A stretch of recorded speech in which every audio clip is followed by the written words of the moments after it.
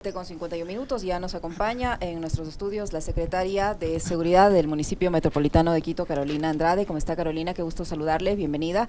Le acompañamos a Alexis Moncayo, quien le habla a Licenia Espinel. Ayer vimos cómo nuevos incendios forestales afectaban la ciudad, no les han dado descanso durante estas últimas semanas. Ha sido una cuestión demasiado recurrente, sospechosamente recurrente. El alcalde ha vuelto a indicar que el 99% de estos casos son provocados. ¿Tienen algunos indicios? ¿Han podido avanzar en las investigaciones para dar con los responsables de este daño ambiental sin precedentes que estás viviendo ahora mismo la ciudad? Buenos días, bienvenida.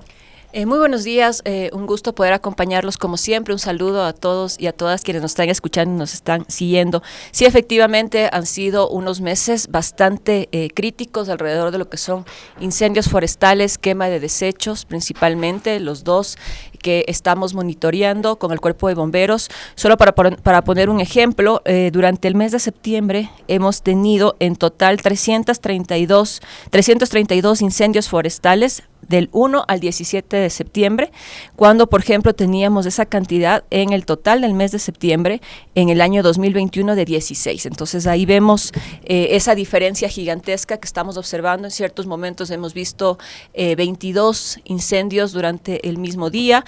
La mayor parte, el 80%, corresponden a incendios forestales, de ahí también una gran parte de lo que son quema de desechos.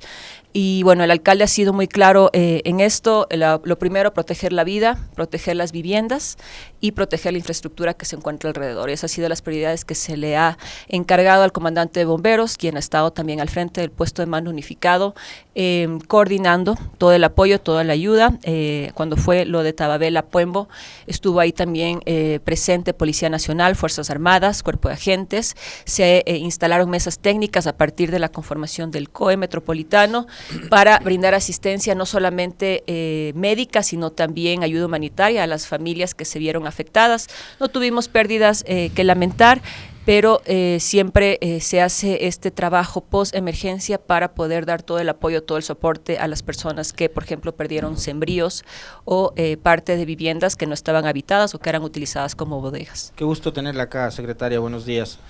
Hay un dato que preocupa con respecto de estas estadísticas que usted nos presenta, y es que según la publicación que hacía ayer el COE metropolitano, el 99% de estos eventos serían provocados. ¿Qué es lo que les hace a ustedes pensar? Me imagino que habrán hecho los peritajes, investigaciones y demás, que confirme el hecho de que estos serían provocados. Bueno, por ejemplo, el 6 de septiembre que tuvimos 22 incendios en un solo día, ¿no es cierto? Durante las 7 de la noche y las 7:22, horas ya tarde, ¿no es cierto? Se desarrollaron 5 incendios en diferentes puntos de la ciudad. Fue el día en que se hizo ese gran incendio en la zona de Tababela y después apareció otro incendio acá en el Trébol. Exactamente, en la zona del Trébol, además las cámaras que están en el Trébol, se hacía ver que justamente había un bus que lamentablemente no nos permitía ver todo lo que estaba sucediendo, pero se observaba cómo por detrás de donde estaba el bus, la parada del Trébol y específicamente la gente que estaba esperando, se veía cómo personas estaban trasladándose hacia los puntos bajos de donde se inició el incendio forestal en el Trébol, ¿no? Que inmediatamente fue atendido. Hemos tenido varios intentos de volver a reactivar la parte del Trébol.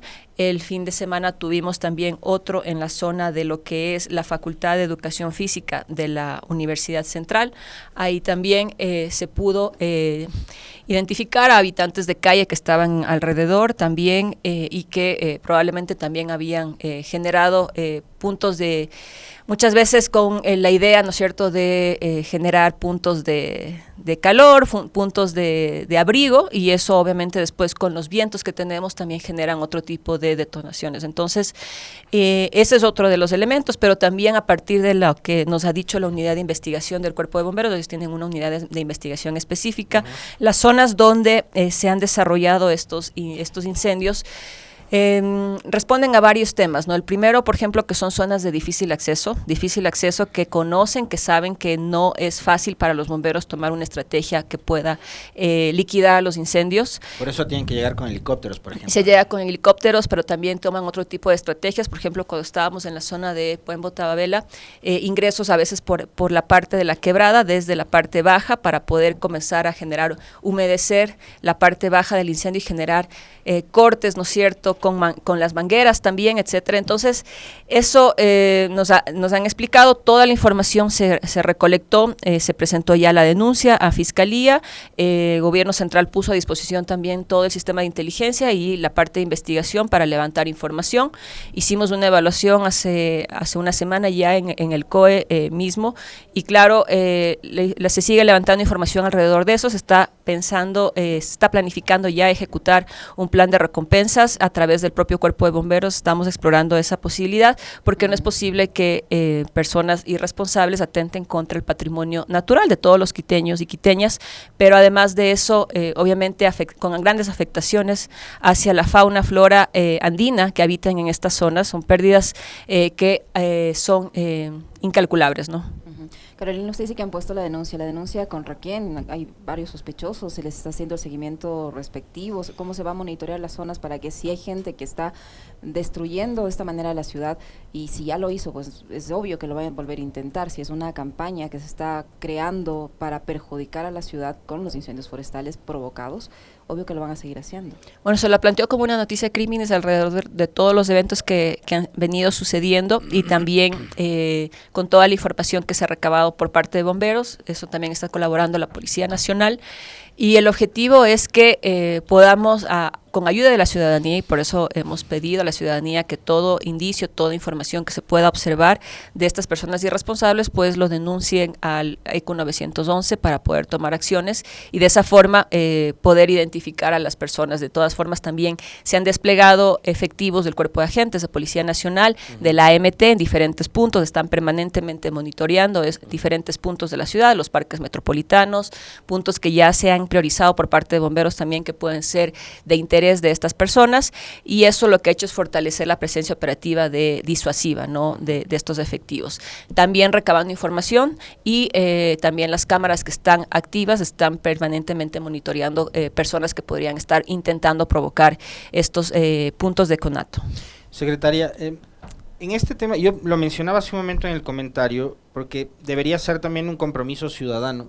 A manera de anécdota, le comento que hace algunos años, cuando salía a pedalear en horas de la noche por el Parque Metropolitano, nos convertíamos, los ciclistas que nos metíamos a pedalear en el parque, nos convertíamos en una suerte como también de vigilantes y cuidadores del parque, ¿no? Entonces, nos comunicábamos con los guardias, los guardaparques, etcétera, etcétera.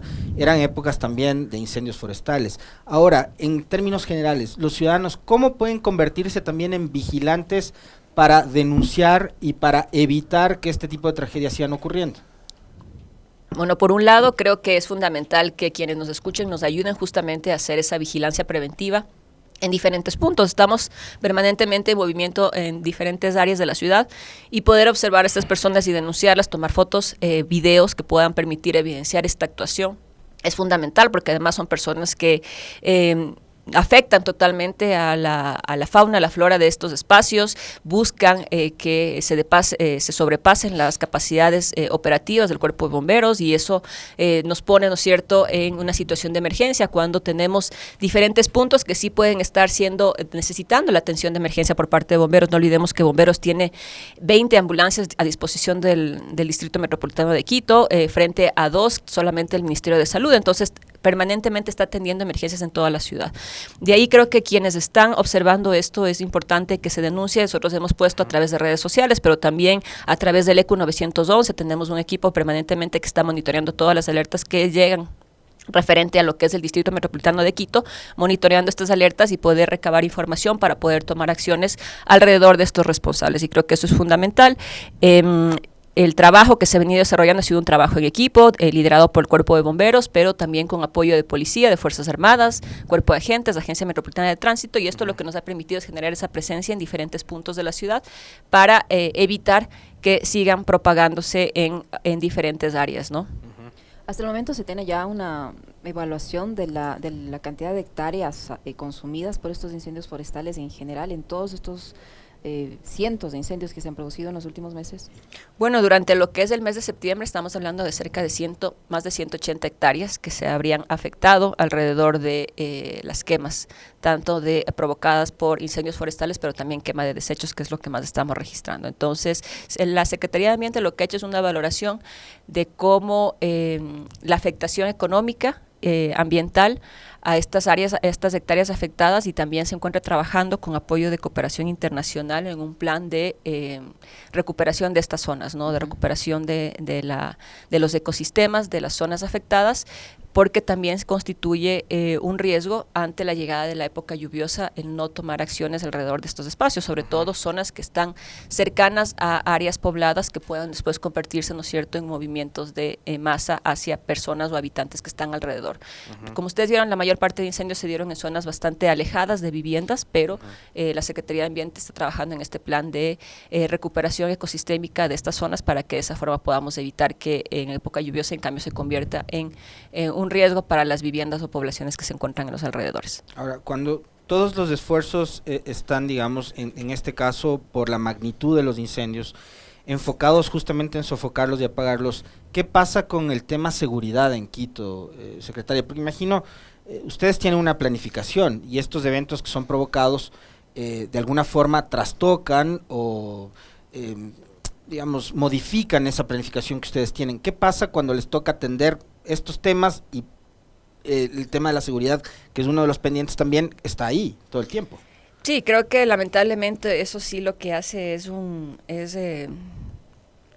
desenfocar, ¿no es cierto?, los esfuerzos, las prioridades en las cuales nos encontramos, ¿no es cierto?, trabajando, porque además no paramos en ese sentido. O sea, el equipo ha seguido avanzando en sus actividades, en sus responsabilidades, en sus prioridades, y como consecuencia de eso, la semana pasada, el día martes, se presentó ante el Consejo Metropolitano ya la propuesta, una versión preliminar del Plan Metropolitano de Seguridad y Convivencia Ciudadana 2023-2027, donde se ha hecho ya un análisis, un diagnóstico de la situación de seguridad de Quito, que esa es la línea base, no solamente lo que corresponde a delincuencia común, sino también a lo que corresponde a delincuencia organizada. Principalmente hemos tomado como elementos de interés el crecimiento de que cerca del 263% de las extorsiones, el crecimiento también de lo que son secuestros, la relación de esto con las incautaciones de droga que conocemos que están destinadas estaban destinadas para consumo interno, para mercados internos dentro del Distrito Metropolitano, que es la principal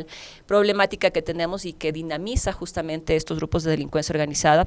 Y bueno, alrededor de eso lo que hemos hecho es, a partir de este diagnóstico, que creo que el ejercicio que nos ha permitido es trabajar junto a la policía y a través de otras fuentes de información, como fuentes de información del ECU 911, pero también de otras secretarías del municipio, es identificar 5 objetivos estratégicos, 8 políticas metropolitanas y 15 programas para la vida, la paz y la seguridad. Alrededor de estos 15 programas estamos durante esta semana definiendo ya los proyectos que acompañarán la ejecución de estos programas con presupuestos definidos, ¿no?, dentro de la planificación operativa anual del municipio, pero también dentro de su planificación anual de inversión. Entonces, estos 5 objetivos estratégicos nosotros lo hemos organizado a partir de lo que es prevenir las violencias y los delitos a través de la modernización e integración tecnológica. Hemos encontrado un municipio que tiene muchas herramientas tecnológicas, tiene alarmas, tiene cámaras, tiene botones de pánico, pero todo disperso, sin un sistema integrado de monitoreo, es decir, tenemos cámaras en muchos espacios donde no tenemos una capacidad de monitoreo y de respuesta eficiente, a pesar de que son cámaras instaladas por el propio municipio. Tampoco tiene una conexión o una lógica hacia el ECU 911, entonces es repensar eso alrededor de un sistema integrado de tecnología que nos permita utilizar estas herramientas de manera eficiente. Tenemos como segundo objetivo fortalecer la organización e identidad barrial y comunitaria. Esto es otro pilar fundamental. Y no solamente corresponde a lo que es los comités de seguridad ciudadana, sino también algo que ya hemos empezado a trabajar, que es el proyecto Una UPC más para Quito. Ustedes conocen, es recuperar el modelo de policía comunitaria para fortalecer la presencia de la policía en los barrios a través de este proyecto Una UPC más para Quito. Son cerca de 108 UPCs que el municipio de Quito está interviniendo, 45 que son rehabilitadas, 40 que son equipadas y 23 que estamos dando mantenimiento a partir de un proyecto proyecto que ya estaba definido en 2019. En total, 108 UPCs de 302 UPCs, en un acuerdo que hemos llegado con Policía y Ministerio del Interior de que todas las UPCs estén habitadas por policía. Es decir, que van a tener atención ininterrumpida, se va a contar ahí con funcionarios policiales. Con funcionarios policiales que están permanentemente generando atención ciudadana, pero también haciendo el patrullaje y el monitoreo alrededor de las zonas que les corresponde en esos circuitos y subcircuitos.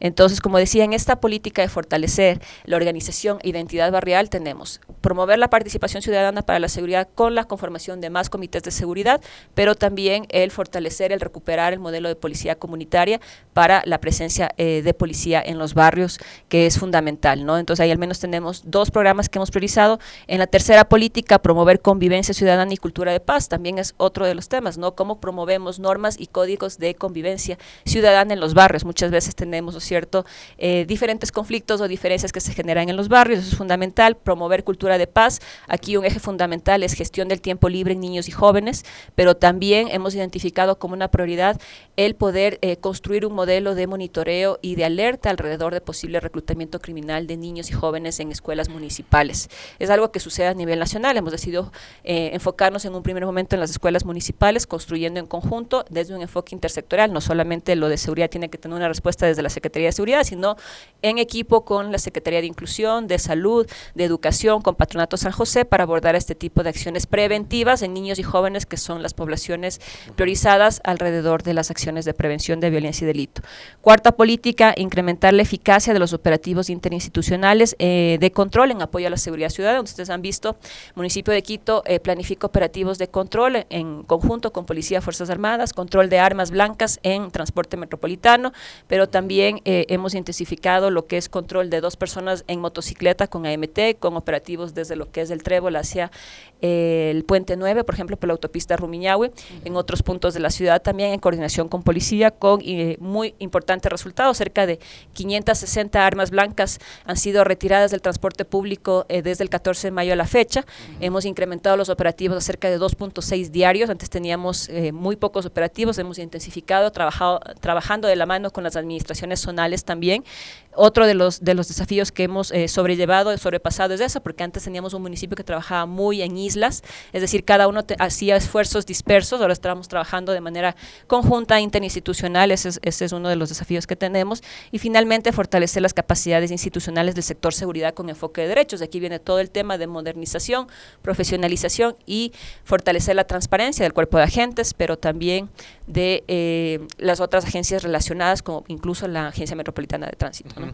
Sobre el tema de las UPCs, y a propósito de el pronunciamiento de algún representante de este grupo de constructores positivos, la empresa privada, ¿cómo está aportando justamente para esto y cómo se está llevando adelante esa sinergia entre lo público y lo privado, el municipio y la empresa en Quito? Bueno, efectivamente son UPCs que el sector privado se comprometió en rehabilitar. ¿Todas las hace el sector privado o hay unas que las hace el municipio, otras el sector Como privado? mencioné, el municipio está interviniendo 108 UPCs, 45 que son rehabilitadas.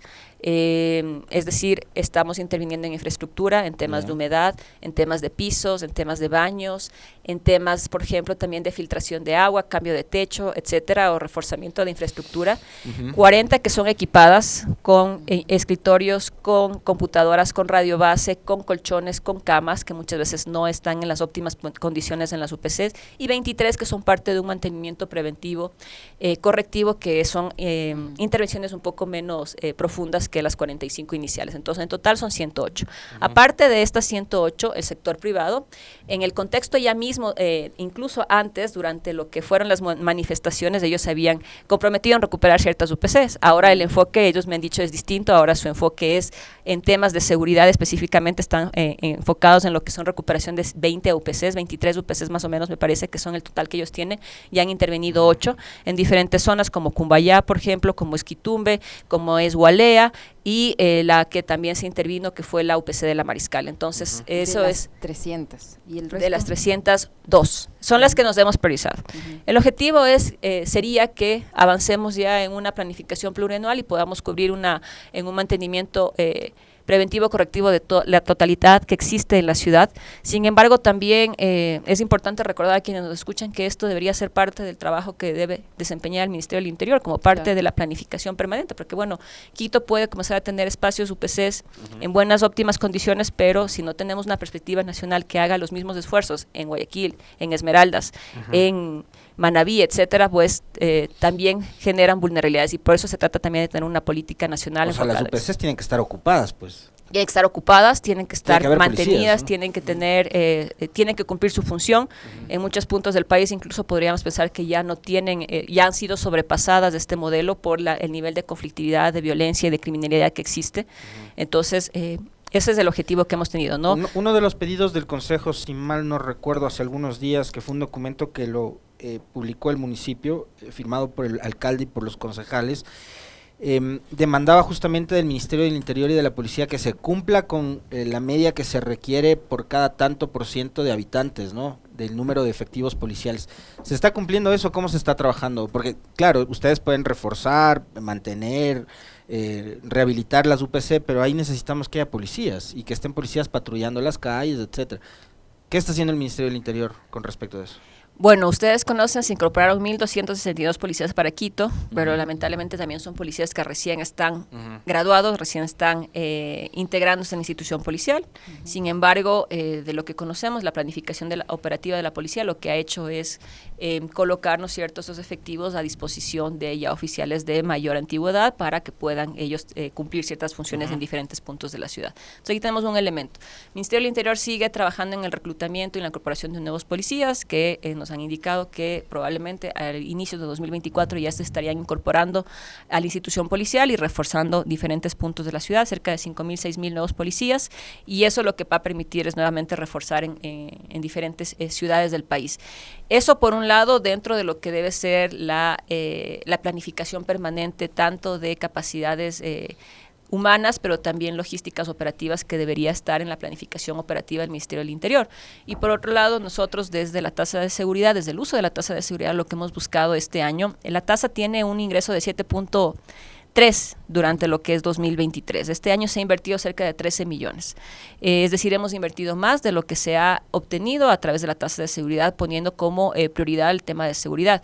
No solamente en este proyecto para el tema de recuperación de UPCs, que es cerca de $1 millón, la intervención de estas 108 UPCs, sino también lo que es la incorporación de más vehículos, motocicletas. Durante el último trimestre se entregarán también más vehículos para incluso otros ejes dentro de policía para fortalecer la parte operativa que se ha venido ya desarrollando alrededor de motos, vehículos para específicamente lo que es investigaciones alrededor de intentos de secuestro o también temas de extorsión, que vemos que es un tema que está impactando, influyendo, ¿no es cierto?, sobre todo en las actividades comerciales en diferentes puntos de la ciudad. Y desde el ámbito de competencias municipales lo que podemos es brindar estas herramientas para que la policía pueda actuar de manera coordinada, articulada y en contraparte mirar los resultados que se estén dando a través del uso de estas herramientas, ¿no? Y Carolina, usted mencionaba que se diseñó este plan de seguridad no solo tomando en cuenta la delincuencia común, sino también el crimen organizado en Quito. ¿Se ha identificado las zonas de la ciudad donde se podría ver más actividad del crimen organizado? ¿Se tiene ya un mapa, digamos así, de dónde actúa el crimen organizado en Quito? Por información de la propia policía, conocemos de las organizaciones que estarían operando en el Distrito Metropolitano de Quito, principalmente relacionados a lo que son redes de tráfico para consumo interno. Del análisis que hicimos de todas las incautaciones de droga que se han dado desde 2019 a 2022, aproximadamente el 35% de estas incautaciones estaban destinadas para abastecer el mercado interno dentro de Quito para consumo interno. 35% es una cifra gigantesca porque el promedio regional latinoamericano es del 25%, es decir que el 35% se estaría quedando en territorio de Quito para abastecer estas redes, y lo que también hemos observado son ciertas zonas donde sirven de acopio, almacenamiento y distribución de esta droga en diferentes barrios de Quito. Lo que hemos hecho a través del Observatorio de Seguridad Ciudadana es los 1.269 barrios de Quito, hemos priorizado a través de un índice de seguridad ciudadana que contempla lo que es incidentes contra la convivencia, lo que es muertes violentas, lo que es también violencia intrafamiliar, lo que también son riesgos o acciones contra la naturaleza, o sea, riesgos, ¿no es cierto?, naturales, y lo que nos ha permitido esa priorización de barrios es de los 1.269 priorizar 114 que son de atención prioritaria. Entonces, el Plan Metropolitano de Seguridad y Convivencia lo que va a hacer es entregar una agenda territorial a cada administración zonal, donde le estamos diciendo claramente, estas son las zonas, las áreas con mapas térmicos, donde ustedes tienen que priorizar las acciones. Estos barrios son los de mayor atención y prioridad, donde debemos hacer presencia territorial con las entidades municipales, trabajar los proyectos que estamos priorizando, los proyectos para jóvenes, para niños, trabajar también el eje preventivo para consumo y tratamiento de adicciones en niños y jóvenes también, por ejemplo. Entonces, toda esta parte estratégica que se suena bastante abstracta, lo que tiene el objetivo es aterrizar en el territorio con una agenda territorial, con la administración zonal que nos diga: estos son las zonas a priorizar, estos son los barrios donde tenemos que intervenir de manera urgente y donde los proyectos que estamos priorizando con recursos ya establecidos para el periodo 2023-2024, principalmente ya 2024 en adelante, con un enfoque plurianual, pues tengan los recursos para poder implementarlos en el territorio. Y hacer ahí sí, a partir de eso, un análisis ya de metas e indicadores que nos permita ir viendo la evolución de la acción municipal. Entonces, este plan lo que tiene el objetivo es ser una herramienta estratégica para priorizar la acción municipal en el ámbito de competencias que le corresponde al municipio en el tema de seguridad. Es decir, la competencia que está claramente identificada en el COTAD, que es prevención. Ahí trabajamos todos los temas de prevención a través de convivencia, cultura de paz, prevención a través de uso de tecnología, pero también protección de derechos, protección de niños jóvenes, ¿no es cierto? Ahí hablamos del proyecto de escuelas, pero también el proyecto de tratamiento y consumo de adicciones, con la Secretaría de Salud liderando ese espacio a través de lo que estamos levantando información de una encuesta actualizada en Quito, y el eje también de coordinación interinstitucional, y ahí viene todo el trabajo en conjunto con Policía, Fuerzas Armadas en los operativos para recuperación de espacios públicos, para control, por ejemplo, de licencias únicas de funcionamiento en zonas que sabemos que no deberían estar funcionando diferentes unidades económicas o que le están mal utilizando para otro tipo de actividades de economía ilícita. Muy bien, muchísimas gracias, Carolina. Antes de terminar, solo quisiera su opinión respecto a lo que vimos el pasado fin de semana en su experiencia en materia de seguridad. Todos nos quedamos absortos viendo cómo se promocionaba un video donde el líder de una banda de un grupo organizado como los Choneros es el principal protagonista. Y hasta ahora no hay una respuesta ni del Ministerio del Interior, ni del SNAI, ni nada. Y resulta que ese video se grabó al interior de la cárcel regional. ¿Cómo llegamos a este punto? ¿Y cómo se explica además que las autoridades no hayan dicho nada sobre el tema? Creo que lamentablemente muestra, evidencia el vacío de liderazgo y de poder que tenemos en el país y cómo está siendo ocupado por la criminalidad. Y lo más crítico es que en ese contexto, hasta 2022 teníamos cerca de 200,000 niños y jóvenes que habían desertado del sistema educativo. Este año se habla de cerca de 60,000 que no se inscribieron, no se matricularon. Entonces, mientras vemos por un lado esas cifras, por otro lado estamos viendo cómo se promueven espacios de narcocultura, cómo se normaliza el que niños y jóvenes sean parte de estas redes criminales, sean reclutadas como sicarios, como expendedores, donde vemos que gran parte de la población carcelaria son niños jóvenes, personas que no lograron ni siquiera graduarse de la escuela y el colegio. Entonces ahí vemos un problema muy amplio que plantea muchos desafíos para el siguiente gobierno, y eso creo que es una de las prioridades, no solamente verlo a través de la respuesta de Policía y Fuerzas Armadas con más adquisición de equipamiento y logística, sino también cómo prevenir que más niños y jóvenes sean parte de estas organizaciones criminales, principalmente fortaleciendo su base social, y eso es importante, tener un enfoque incluso de recuperación de los espacios públicos, de los barrios, de la reinserción en el sistema educativo, y estar alejados justamente de esos modelos que lo que hacen es normalizar la violencia y la criminalidad como modelos de vida, frente a la ausencia de políticas claras de educación, políticas sociales y de reincorporación al sistema educativo y de promoción de jóvenes incorporados en diferentes actividades económicas y profesionales. Muchísimas gracias, Carolina. La secretaria de Seguridad del Municipio Metropolitano de Quito, que ha estado con nosotros, Carolina Andrade, 8:19.